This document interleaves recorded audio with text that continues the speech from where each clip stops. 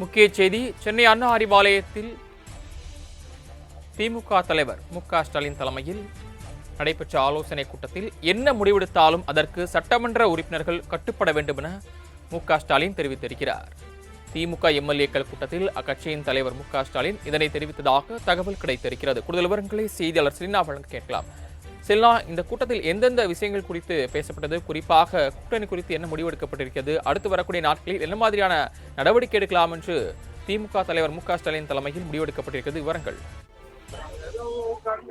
சட்டமன்ற உறுப்பினர்கள் கூட்டம் என்பது அண்ணா அறிவாலயத்தில் நடைபெற்றிருந்தது. அந்த சட்டமன்ற கூட்டத்திற்கு பிறகாக பல்வேறு தீர்மானங்கள் நிறைவேற்றப்பட்டிருந்தாலும் சட்டமன்ற உறுப்பினர்களுக்கு சில அறிவுரை என்பது திமுக தலைவர் விடுத்திருப்பதாக தெரிவிக்கப்பட்டிருக்கிறது. அதிலும் குறிப்பாக எதிர்க்கட்சியாக சிறப்பாக செயல்பட வேண்டும் என்றுதான் என்னுடைய விருப்பம் எனவும், ஆனால் கட்சியின் நலன் கருதி சில முடிவுகளை எடுக்க வேண்டி இருப்பதாக தெரிவித்திருக்கிறார். மூத்த நிர்வாகிகளோடு கலந்து ஆலோசித்து சில முடிவுகள் எடுக்க நேரிடலாம் எனவும், என்ன முடிவுகள் எடுத்தாலும் அதற்கு சட்டமன்ற உறுப்பினர்கள் கட்டுப்பட வேண்டும் என்று திமுக தலைவர் தெரிவித்திருப்பதாக தெரிவிக்கப்பட்டிருக்கிறது.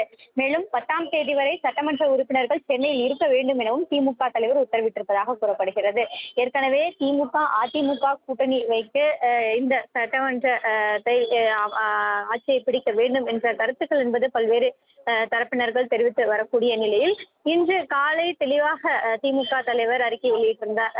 குறிப்பாக அடுத்த 6 மாதத்திற்கு திமுக எந்த இடையூறும் செய்யாது என்று தெரிவித்திருந்தார். ஆனால் பல இடங்களில் திமுக அதிமுகவுடனான கூட்டணி வைப்பது, ஆட்சியை பிடிப்பது உள்ளிட்ட கருத்துக்கள் என்பது தொடர்ச்சியாக பகிரப்பட்டு வரக்கூடிய நிலையில் கட்சி என்ன முடிவு எடுத்தாலும் அதனை எதிர்கொள்ள வேண்டும் எனவும், கட்சியின் நலன் கருதி சில முடிவுகளை எடுக்க வேண்டி இருப்பதாகவும் தெரிவிக்கப்பட்டிருக்கிறார் என்று ஆலோசனை கூட்டத்தில் முடிவெடுக்கப்பட்டதாக கூறப்படுகிறது.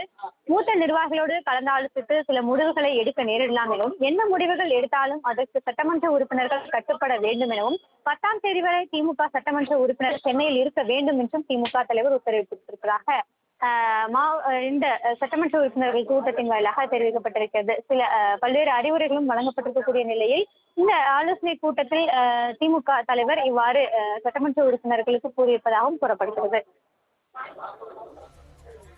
தாங்கள் வழங்கிய தகவல்களுக்கு நன்றி செலினா.